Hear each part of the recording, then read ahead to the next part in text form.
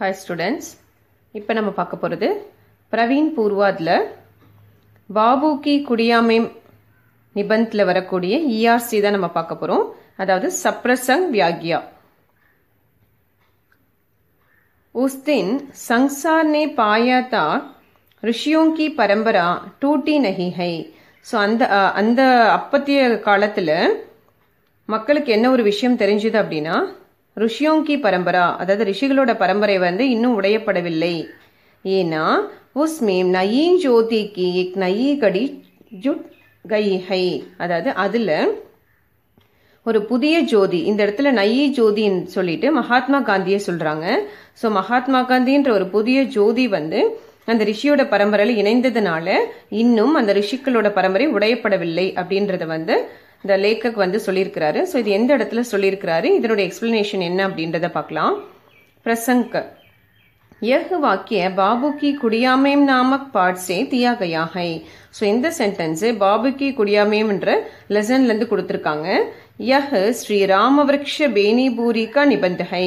இது யாருடையது? ராமவருக்ஷ பேனிபுரியுடைய நிபந்த். நீங்க எப்பவுமே எஸ்ஏ படிக்கிறதுக்கு முன்னாடி, ஓகேவா, அதாவது சாரி இஆர்சி படிக்கிறதுக்கு முன்னாடி ஃபர்ஸ்ட் இதனுடைய எஸ்ஏ படிச்சுட்டீங்கன்னா உங்களுக்கு இந்த இஆர்சி படிக்கிறது ரொம்ப ரொம்ப ஈஸி. ஜஸ்ட் நீங்க இந்த லைனோட மீனிங் தெரிஞ்சா நீங்களே ஓனா எழுதலாம். ஏன்னா பிரசங்க்ன்றது ஒன்றும் இல்லை, இது எந்த எஸ்ஏல இருந்து கொடுத்துருக்காங்க, யார் எழுதுனதுன்னு நம்ம சொல்ல போறோம்.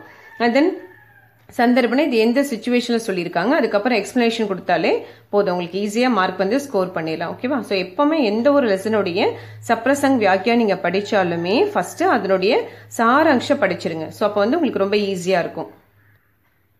நெக்ஸ்ட் வந்து சந்தர்ப், அதாவது எந்த சிச்சுவேஷன்ல. लेखक गांधीजी की मृत्यु के बाद, அதாவது காந்திஜியோட இறப்பிற்கு பிறகு உன்கி குடியாமேம் கையே, ஸோ அவருடைய வீட்டுக்கு வந்து அவரு போறாரு. ஸோ போனதுக்கு அப்புறம் உன்ஹோனே வஹாங் ஜோ பி தேகா உஸ்கா வர்ணன் கியா ஹை. ஸோ அங்க அவர் என்ன பார்த்தாரோ உஸ்கா வர்ணன் கியா ஹை, அதை பத்தி எக்ஸ்பிளனேஷன் கொடுத்திருக்கிறாரு. காந்திஜி நே மர்த்தே சமய் பி, காந்திஜி இறக்குற டைம்ல கூட ராம் நாம் கா உச்சாரன் கியா, ஸோ ராமருடைய நாமத்தை தான் உச்சரிச்சுக்கிட்டே இருந்தாரு. इस संबंध में, सो இது சம்பந்தமா लेखक अपना विचार इस वाक्य में प्रकट करते हैं. சோ தன்னுடைய கருத்தை, ரைட்டர் வந்து தன்னுடைய கருத்தை இந்த சென்டென்ஸ்ல வெளிப்படுத்தியிருக்கிறாரு அப்படின்னு சொல்றாங்க. சோ வியாக்கியானா எக்ஸ்பிளனேஷன் என்னன்னு பார்க்கலாம். मुनि और ऋषि हर पल राम नाम का उच्चारण करते रहते हैं. அதாவது முனிகளும் ரிஷிகளும் ஹர் பல் ஒவ்வொரு நிமிடமும் ராமருடைய நாமத்தை தான் உச்சரிச்சுக்கிட்டே இருப்பாங்க. वे राम नाम रटकर मोक्ष प्राप्त करने की ஆஷா கர்த்தே ஹே. ஸோ அவங்க ராம நாமத்தை சொல்லிக்கிட்டே மோட்சம் அடையணும், மோட்சத்தை பெறணுன்றதுக்கான ஆசையோட இருக்கிறவங்க. உன் ரிஷியோं का जीव राम नाम अनायास कहने का आदि हो जाता है. அந்த முனிவர்கள் எப்பவுமே, அந்த முனிவர்களுடைய நாக்கு எப்பவுமே ராமருடைய நாமத்தை தானாகவே எப்பவுமே சொல்லிக்கிட்டே இருக்குமா. மக்கர் ஆனா கேத் ஹைகி, இதுல வருத்தப்படக்கூடிய விஷயம், கேத் அப்படின்னா அது கவலைப்படக்கூடிய விஷயம் என்ன அப்படின்னா மர்த்தே சமய, அந்த முனிவர்கள் இறக்கும் பொழுது வே ரிஷி, அந்த ரிஷிகள் ராம் நாம் கா உச்சாரன் கர் நஹி பாத்தே, அவங்க என்ன பண்ண மாட்டாங்களாம், இருக்கும் போது ராமருடைய நாமத்தையே சொல்லிட்டு இருக்கவங்க இறக்கும் தருவாயில அவருடைய பெயரை வந்து உச்சரிக்கிறது இல்ல அப்படின்னு சொல்லியிருக்காங்க. ஸோ இதுக்கு வந்து மகாத்மா காந்திஜி எப்படி உதாரணமா சொல்லியிருக்காங்கன்னா, ஏக் துஷ்டனே பாபு பர் கோலி சலாயி, ஒரு எதிரி வந்து, அதாவது அவருக்கு பிடிக்காதவன் என்ன பண்றான், அவர் பாபு மேல கோலி சலாயி குண்டு தொலைச்சு அவரை வந்து சுட்டுடும் போது தப் உன்கே முகசே, அப்ப அவருடைய வாயிலிருந்து ஹே ராம் நிக்கலா, ஹே ராம் என்ற வார்த்தை வந்து அவருடைய வாயிலிருந்து வெளியே வந்துச்சு. அவரை கொல்லும் போது கூட அவர் என்ன பண்றாரு, ராமருடைய நாமத்தை சொல்றாரு. பாபு நே பி ஏக் ரிஷி கா ஜீவன் ஹி யாப்பன் கியா. ஸோ அதுதான் இதுல இருந்து என்ன தெரியுது, பாபுவும் ஒரு முனிவருடைய வாழ்க்கை மாதிரி அவரும் வந்து தன்னுடைய வாழ்க்கையை வாழ்ந்திருக்காரு. इस तरह राम नाम जापने वाले ऋषियों की परंपरा नहीं टूटी. ஸோ இந்த மாதிரி ராமருடைய நாமத்தை சொல்லிக்கிட்டு இருக்கவங்க சொல்லிட்டு இருக்க அந்த ரிஷிகளோட பரம்பரை வந்து உடையல. ஸோ யாரால அப்படின்னா இந்த மகாத்மா காந்திஜியால. உஸ்மேம் காந்திஜி கா நாம் பி ஜுட் கயா. ஸோ அந்த ரிஷிகளோட காந்திஜியுடைய பெயரும் அதுல இணைஞ்சிருச்சு. यही इस संसार ने उस दिन अनुभव किया. ஸோ இதை தான் இந்த உலகம் அந்த அந்த அந்த நாட்கள்ல இதை தன்னுடைய அனுபவமா வச்சிருந்திருக்கு. விசேஷத்தா என்ன அப்படின்னா, காந்திஜி ने मृत्यु के समय भी, காந்திஜி இறக்குற டைம்ல கூட अपना आचरण नहीं तोड़ा, தன்னுடைய நடத்தையை வந்து அவர் மாத்திக்கவே இல்லை. எப்பவுமே அவர் எப்படி இருக்கிறாரோ அதே மாதிரி தான் இருந்தாரு. ராம் உன்கே தே அவர் வே ராம் கே தே. ஸோ ராமர் வந்து அவருக்கு, ராம் வந்து அவருடையவர், அவர் ராமருடையவர் அப்படின்ற மாதிரி ஒரு சென்டென்ஸ். ராம் நாம் கே சாத் மிருத்யு கோ பிராப்த் ஹோனா, அதாவது ராமருடைய பெயரோட சேர்ந்து ஸோ அவருடைய இறப்புக்கு வந்து ஒரு மோட்சமும் கிடைச்சது. ராமருடைய பெயரை சொன்னதுனால மிருத்யுக்கோ பிராப்து ஹோனா, அவர் ராமருடைய பெயரை சொல்லிக்கிட்டே அவர் இறந்து போனார் இல்லையா. यही बाबू को महात्मा सिद्ध करता है. ஸோ இதுதான் அந்த காந்திஜியை ஒரு மகாத்மான்ற ஒரு பெயரை வந்து அவருக்கு கொடுத்தது. யஹ் பிரசங்க் ஹமேம் ரூலாத்தா ஹை. ஸோ இந்த விஷயம் நம்மளுடைய கண்கள்ல அழுகையை வந்து வர வைக்குது அப்படின்னு சொல்றாங்க. ஸோ நெக்ஸ்ட் இயர்ஸ் என்னன்னு பார்த்தோன்னா, यदि सच्ची राह पर हो तो तुम्हें क्रोध करने की जरूरत नहीं. நீங்க ஒருவேளை உண்மையான வழியில் நடந்திருந்தா நீங்க உங்களுக்கு கோவப்படுறதுக்கான அவசியம் இருந்திருக்காது. यदि गलत राह पर हो, ஒருவேளை நீங்க தவறான வழியில் நடந்திருந்தா तो फिर किस बेरते पर किस मुंह से आंख लाल पीली करोगे. ஒருவேளை நீங்க தவறான வழியில நடந்துட்டு கோவப்பட்டீங்கன்னா உங்களுடைய கண்கள் என்ன சிகப்பு மஞ்சள் நிறத்துல மாறதுக்கு என்ன தகுதி இருக்கு? கோவப்படுற தகுதி இல்ல. நீங்க தவறான வழியில நடந்துட்டு கோவப்படுறதுல எந்த ஒரு அர்த்தமும் இல்ல அப்படின்றத இந்த லைனுக்கான மீனிங். ஸோ இது எப்படி எக்ஸ்பிளைன் பண்ணியிருக்காங்கன்னு பார்க்கலாம். ஃபர்ஸ்ட் பிரசங்க் என்ன, அதே தான் வரப்போகுது. யஹ் வாக்கிய பாபு கி குடியா மீம் நாமக் பாட் சே தியா கயா ஹை. ஸோ பாபு கி குடியா மீம் என்ற லெசன்ல இருந்து எடுத்திருக்காங்க. யஹ் ஸ்ரீ ராமவிருக்ஷ பேனிபூரி கா நிபந்த் ஹை. இது ராமவிருக்ஷ பேனிபுரியினுடைய ஒரு கட்டுரை. நெக்ஸ்ட் இதுல சந்தர்ப்பம் என்னன்னா, लेकर गांधी जी की मृत्यु के बाद उनकी गुड़िया में கையே. ரைட்டர் வந்து காந்திஜினுடைய இறப்பிற்கு பிறகு அவருடைய குடிசைக்கு போறாரு. उन्होंने वहां जो भी देखा, அவர் அந்த இடத்துல என்ன பார்த்தாரோ उसका वर्णन किया है, அதை பத்தியான எக்ஸ்பிளனேஷன் நமக்கு கொடுத்திருக்காரு. सो व्याख्या एंड एक्सप्लेनेशन. गांधी जी की कुड़िया में एक छोटा सा शेल्फ था. அதாவது காந்திஜினுடைய குடிசையில அவருடைய வீட்டுல ஒரு சின்ன ஷெல்ஃப் இருந்ததா. उसमें बाबू का सारा मानस संसार समाया था. ஸோ அதுல அவருடைய முழு உலகமே அடங்கியிருந்தது. அதுதான் சாரா, முழு உலகமே, அவரை பத்தியான முழு உலகமே அதுல மூடப்பட்டிருந்தது அந்த ஷெல்ஃப்ல. உஸ்கே ஊப்பர், ஸோ அதுக்கு மேல, அந்த ஷெல்ஃபுக்கு மேல ஏ கார்ட்போர்ட் தான். அந்த ஷெல்ஃபுக்கு மேல ஒரு கார்ட்போர்ட் ஒன்னு இருந்துச்சாம். उस पर लारिमर नामक विद्वान की सूक्ति लिखी हुई थी. ஸோ அந்த கார்ட்போர்ட்ல லாரிமர்ன்ற பேருடைய ஒரு வித்வானுடைய ஒரு சென்டென்ஸ், வாக்கியம் வந்து அதுல எழுதப்பட்டிருந்தது. யஹ் வாக்கிய வஹி சுக்தி ஹே, அந்த சென்டென்ஸ் இதுதான். யஹ் வாக்கிய காந்திஜி கே சித்தாந்தோं का निचोट है. ஸோ அந்த சென்டென்ஸ் காந்திஜினுடைய தத்துவத்தின் சாராம்சமா இருந்தது. அதாவது அவர் என்ன நினைச்சாரோ அந்த கொள்கைக்கு ஒத்திருந்தது. गांधी ने कभी भी किसी पर भी गुस्सा नहीं किया. सो गांधी எப்பவுமே யார் மேலேயுமே கோவப்பட மாட்டாராம்.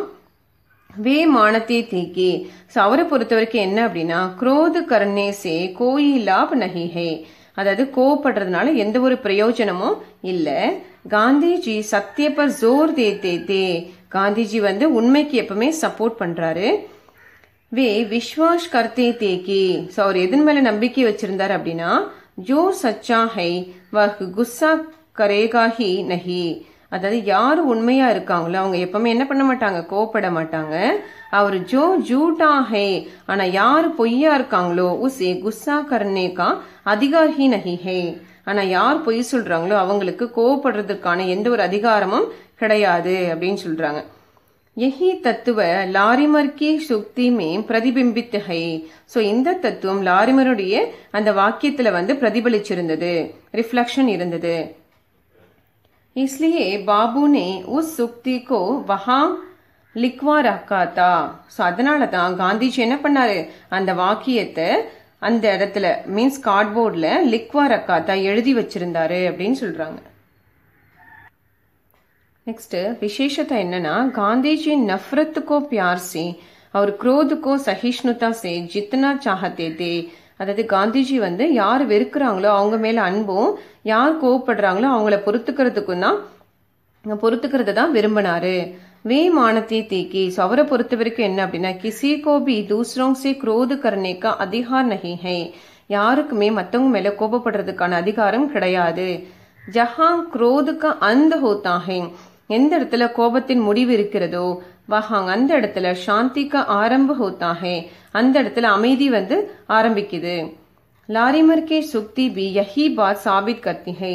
ஸோ லாரிமரனுடைய அந்த சென்டென்ஸும் இதை தான் நமக்கு ப்ரூவ் பண்ணுது அப்படின்னு சொல்லியிருக்காங்க. ஸோ நெக்ஸ்ட் தேர்ட் ஒன் என்னன்னு பார்த்தோன்னா ஜூட் ஷப்தோங் மேம் நிஹித் நஹி ஹை சல் கர்னே மேம் ஹை. சுப்பி சாத்து கர்பி ஜூட் போலா ஜா சக்தா ஹை. அதாவது இந்த பொய்யான வார்த்தைகள்ல ஓகேவா. ஸோ அந்த நம்ம சொல்லக்கூடிய வார்த்தைகளால எந்த ஒரு அதாவது நம்ம சொல்லக்கூடிய வார்த்தைகள்ல பொய்ன்றது கிடையாது. வார்த்தைகளை பொறுத்து அந்த பொய் வந்து அமைவதில்லை. சல் கர்னே மேம் ஹை. நம்ம செய்யக்கூடிய செயல்கள் மூலமா தான் அது பொய்யா இல்ல உண்மையா அப்படின்றது நம்ம தெரிஞ்சுக்க முடியுது. சுப்பி சாதுக்கர் பி ஜூட் போலா ஜா சக்தா ஹை. ஸோ அது போலவே வந்து நாம மௌனமாகவும் ஒரு சிலர் வந்து தன்னுடைய செயல்கள் மூலமாகவும் பல பொய்களை வந்து சொல்றாங்க அப்படின்னு சொல்லியிருக்காங்க இந்த லைன்ல. பிரசங்க் என்ன அப்படின்னா யஹ் வாக்கிய பாபு கி குடியாமேம் நாமக் பாட்ஸே தியாகயா ஹை. ஸோ இந்த சென்டென்ஸ் பாபு கி குடியாமேம் அப்படின்ற லெசன்ல இருந்து கொடுத்துருக்காங்க. யஹ் ஸ்ரீ ராம்விருக்ஷ பேனிபுரிக்க நிபந்த் ஹை. இது யாருடையது? ராமவிருக்ஷ பேனிபுரனுடைய கட்டுரை. நெக்ஸ்ட் संदर्भ என்னன்னா लेकर गांधी जी की मृत्यु के बाद उनकी गुड़िया में गए. ஸோ ரைட்டர் காந்திஜியினுடைய இறப்பிற்கு பிறகு அவருடைய வீட்டுக்கு போறாரு. உன்ஹோனி வஹாங் ஜோ பி தேகா. அங்க அவரு இதை வந்து பாக்குறாரு.